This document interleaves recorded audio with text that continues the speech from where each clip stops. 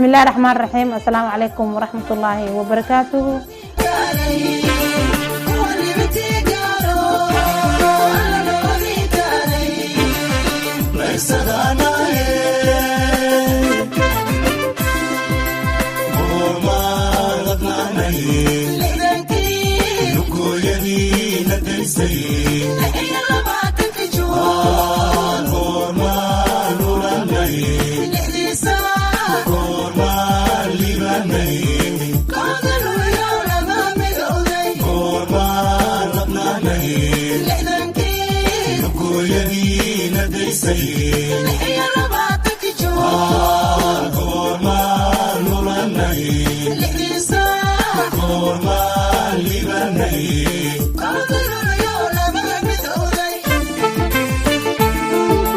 بسم الله الرحمن الرحيم. السلام عليكم ورحمة الله وبركاته.